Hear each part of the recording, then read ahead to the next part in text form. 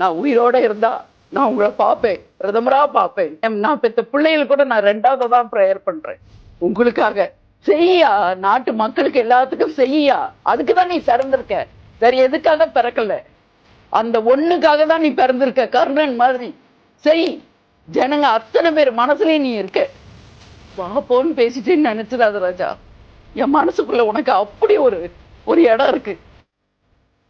விஜய் தம்பிக்கு இப்ப வரப்போற திருச்சி எலெக்ஷனுக்கு குட்டி குட்டியா காளான்களா முளைச்சி வருது. எத்தனை காளான்ங்கிறீங்க?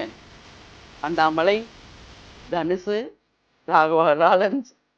ஏன் தம்பி, நீங்க வந்த உடனே தான் அவங்களுக்கெல்லாம் வெளிச்சம், கண்ணாடி போட்டு அப்படியே டியூப்லைட் போட்டு வெளிச்சம் தெரியுது. அது வரைக்கும் அவங்களுக்கெல்லாம் யாருக்குமே வெளிச்சமே தெரியல. ஏன்பா? ஏன் விஜய் தம்பி நல்ல மாதிரி இந்த நாட்டை ஆடுறது உங்களுக்கு யாருக்குமே பிடிக்கலையா?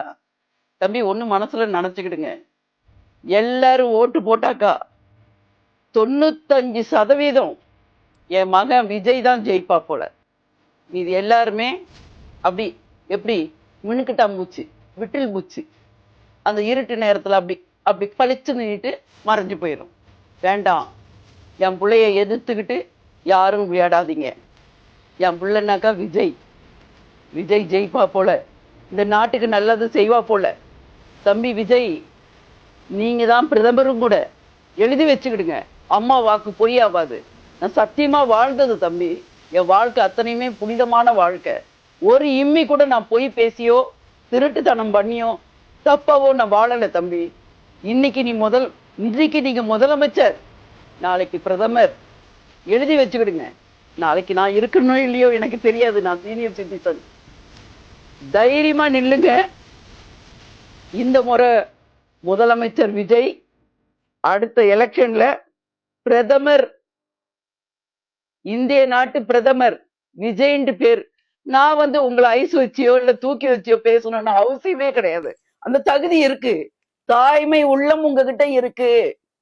தயவு செய்து சொல்றேன், இப்ப முளைஞ்சிருக்குல்ல விட்டில் பூச்சியும், அப்புறமா இந்த மலைக்கு வர்ற காளான் மாதிரி அதெல்லாம் பறந்து போயிரும். முடிஞ்சா என் பிள்ளை விஜய்க்கு சப்போர்ட் பண்ணுங்க, அவரோட சேர்ந்து பயணம் பண்ணுங்க. உங்களுடைய புகழும் சேர்ந்து வளரும். ஆனா என் பிள்ளைக்கு எதிரா மாத்திரம் நீங்க வரணும்னு நினைச்சீங்கன்னா அது கனவுலயும் நடக்காது. எல்லாருக்குமே, அண்ணாமலையா இருக்கட்டும், தனுஷா இருக்கட்டும், யாரு நம்ம ராகவா லாரன்ஸா இருக்கட்டும், என்ன உங்களுக்கு இது இருக்கு? என் பிள்ளை தனி நபரா இருக்கும் போதே கோடி கோடி கோடியா சம்பாதிச்சு மக்கள் எல்லார் மனசுலயும் பதிஞ்சு, ஏன்னா என் கண் கொண்டு பார்த்தவ. சினிமால நடிக்கும் போது 10 வயசு பையன் மனசுல, விஜய் மனசுல 15 வருஷத்துக்கு முன்னாலேயே அப்படி மனசுல, மக்கள் மனசுல போய் உட்கார்ந்தவங்களை.